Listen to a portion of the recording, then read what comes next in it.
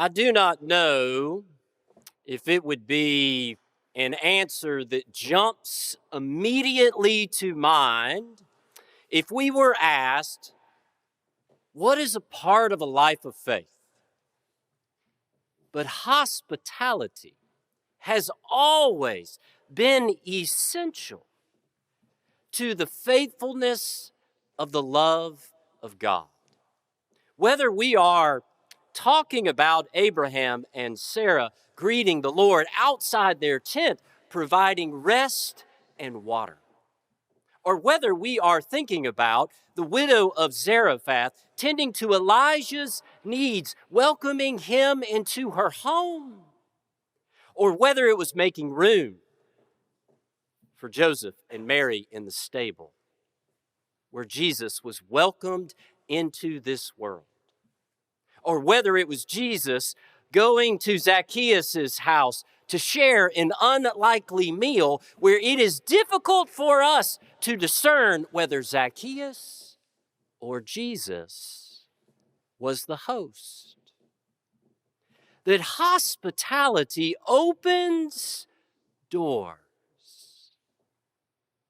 And maybe based on our experience, we know what it means when the book of Hebrews says in chapter 13, do not neglect to show hospitality to strangers, because some have entertained angels without even knowing it. That if you've ever stayed in a cabin up in the mountains or rented a condo at the beach, maybe you have signed one of those guest books that sits on the coffee table in the middle of the room. That it is the book that the owner leaves in order to welcome the guests and to invite them to share their thoughts, reflections, and recommendations with everyone else who passes through. And I was flipping through one of those guest books, reading through all of the entries where it said that Audrey came to the town where she was from. And her favorite part was mini golf with friends because she took home the championship trophy. And the McKenzie family, who was from Dallas, went on a hike one afternoon and ran into a bear with her cubs. That doesn't happen in Dallas. And Taylor just loved eating dinner at Smoking Dave's Barbecue, the best barbecue she had ever tasted.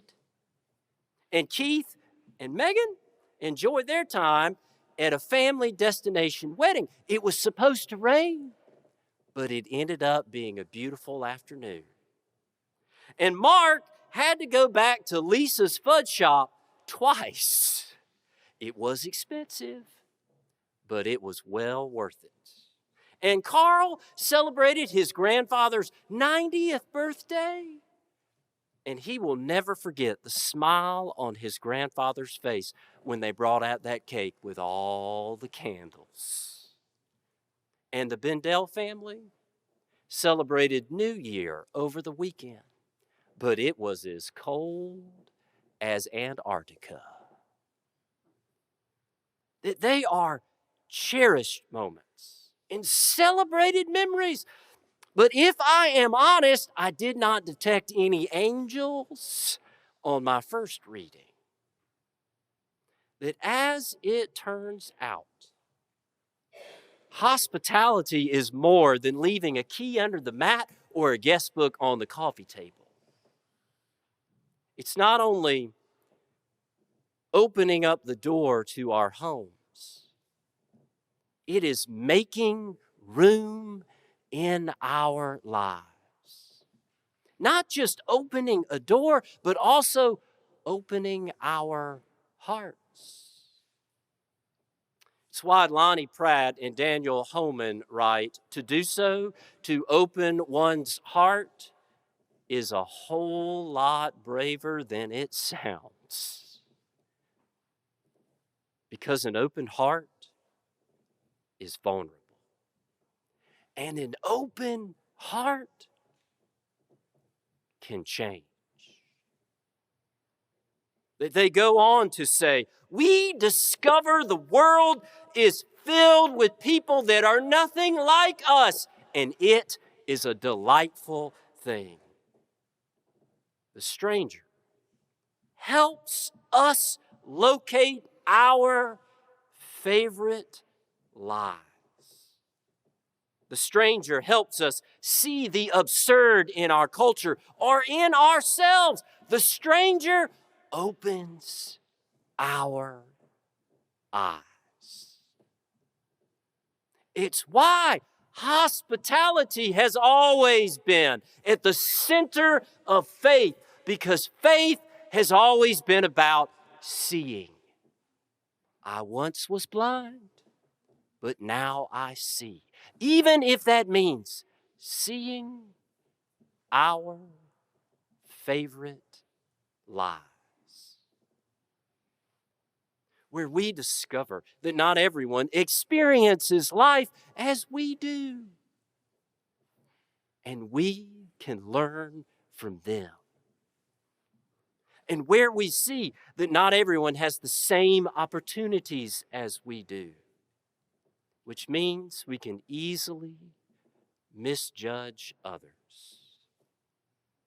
And where we see that not everyone has the same complaints as we do.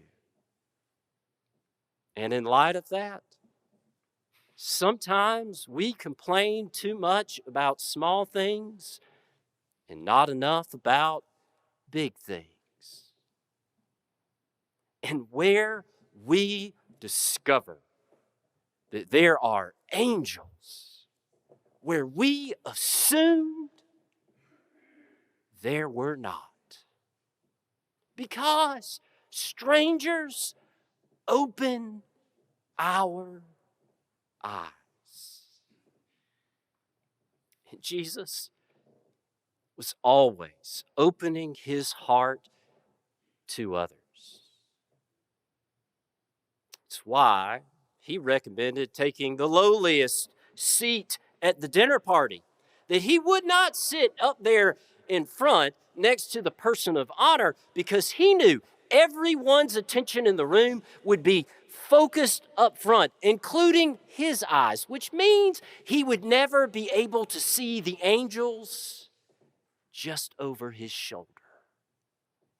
So when he went to that Pharisee's house to share a meal, he told them a story about a wedding banquet.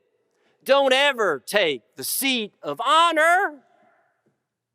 The host may come by and tap you on the shoulder and say that somebody else needs your seat. That when you go to a dinner party, don't even look at the seating chart. Just sit in the back. That if we sit up front, we might never entertain angels. That if we are focused on the person of honor, or the people that we gravitate towards naturally, or the people that we are most comfortable with, we might never see the person who's right there in front of us, who just might have something important to say. That we should gravitate to the person on the edges, because that person may have something to say that we've never heard before. And because that is where we find Jesus and where we find angels in this world. Showing hospitality to strangers is, at least in part, what Jesus means by loving your neighbor as yourself. And in his book, The Second Mile, David Brooks tries to describe the characteristics of a neighbor. That a neighbor accepts inconvenience for the benefit of the community. that a neighbor cherishes responsibility for others, where the least are the most. Which is why Jesus said, whenever you give a luncheon or a dinner, do not invite your friends or your brothers or your relatives or your rich neighbors in case they may invite you in return and you would be repaid. But when you give a banquet, invite the poor, the crippled, the lame, and the blind, and you will be blessed because they cannot repay you, for you will be repaid at the resurrection of the righteous. That a neighbor puts hospitality first. And whenever we hear that word, we might think of the hospitality industry. A mint on your pillow, 24-hour valet service. But what Jesus describes is not a consumer-oriented spirituality. It's not a program. It's making room in our lives and opening up our hearts to others. The theme this summer for Passport was big. And we heard our children and youth tell their stories about Passport from this summer so eloquently on Thursday. That every day had a different theme. Trusting our big God, leaning into a big faith, embracing a big community, and making a big impact. And the common thread that ran through every single one of those daily themes was the fact that we live in a big world. That God's world is always bigger than my world. And hospitality, as we see it in Jesus, opens the door to God's world. And our camp pastor at Passport Youth was Anna. She was terrific. She's a teacher in a small town in North Georgia who loved telling stories about the Jeep Festival that came to her town every year, where the streets were covered in hundreds of Jeeps of all kinds and colors, and that she cherished time with her extended family.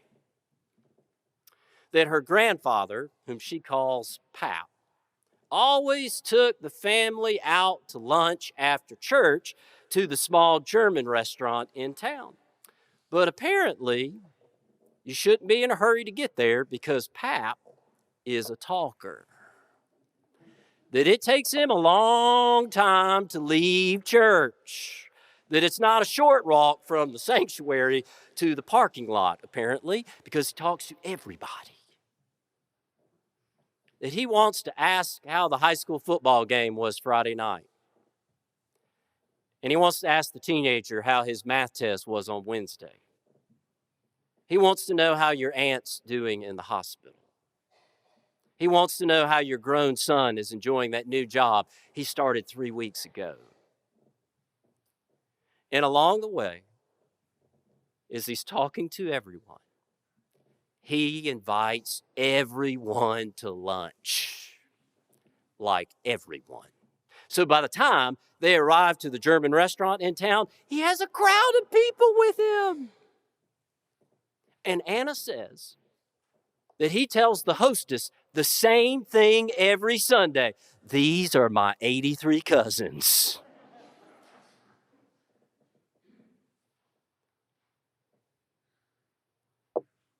Anna said that her grandfather